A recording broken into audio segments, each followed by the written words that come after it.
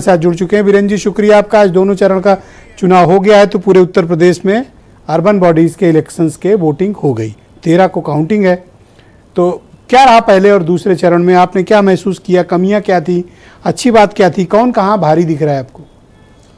देखिए, पहले चरण की तुलना में दूसरे चरण में मतदान तो थोड़ा बढ़ा है, इसमें कोई शक नहीं।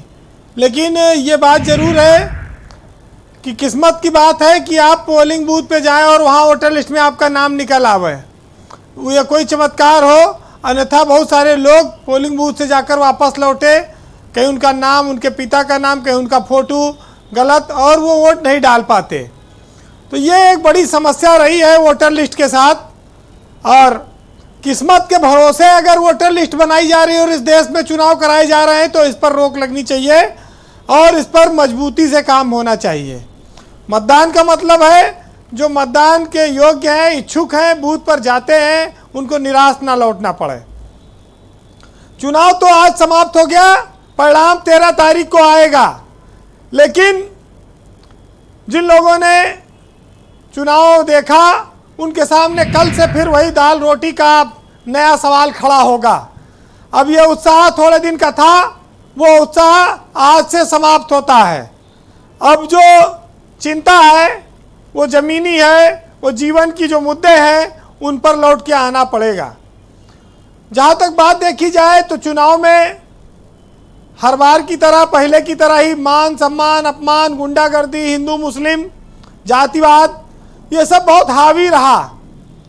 बेरोजगारी है, सड़कों की व्यवस्था है, गंदे पानी की सप्लाई है, लोगों के शुद्ध वातावरण की ज़रूरत है। ये सब चीज़ों पर मतदान उतना हुआ नहीं, ना होता है। लेकिन सबसे बड़ी उसमें खलनायक बनी हमारी मतदाता सूची।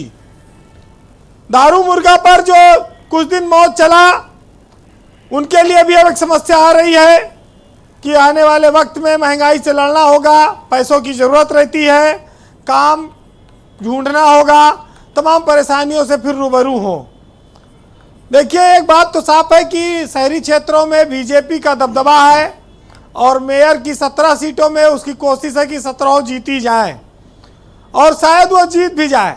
लेकिन जो 2 सीट पहले बसपा के पास थी, उसमें बदलाव आएगा कि इस बार समाजवादी पार्टी नंबर 2 पर जाएगी उत्तर प्रदेश में। ये साफ है कि जो चुनाव है वो बहुत हद तक सपा और भाजपा के बीच ही लड़ा गया है। अब जीत हार अलग बात है, क्योंकि शहरों का मामला है। लेकिन बीएसपी ने अपना आधार खोया और कांग्रेस के पास कुछ खोने था नहीं, खाली अपना खड़ा रहना था। हर जगह वो भी नहीं खड़ा रह पाई, कुछ जगहों पर वो गिर गई, कुछ जगहों पर वो दे नहीं पाई।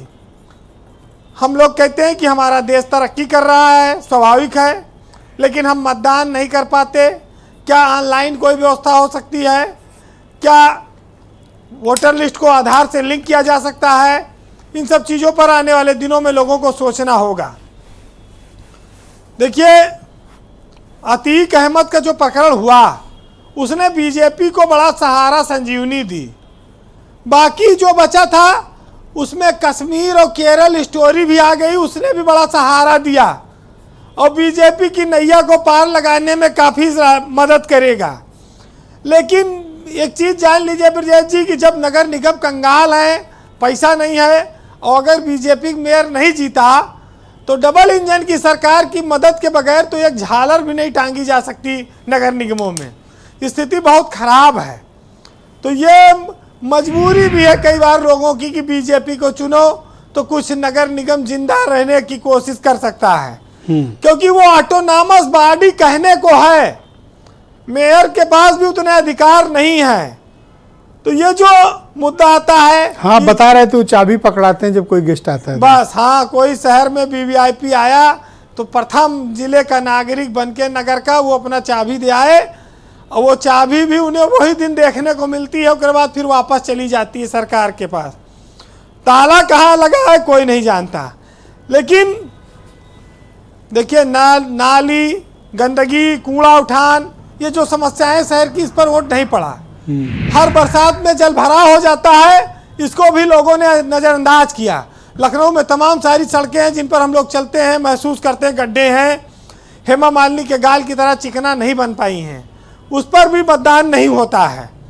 मुस्लिम बाहुल इलाकों में ज़रूर फोकस था कि भाई जरा छानबीन तगड़ी रहा, इसकी वजह से भी मतदान का प्रतिशत गिरा, क्योंकि बीजेपी ने वहाँ शिकायत की थी कि हिजाब में नकाब में जो लोग आते हैं उनकी चेकिंग ठीक से हो, पर्दा नशी।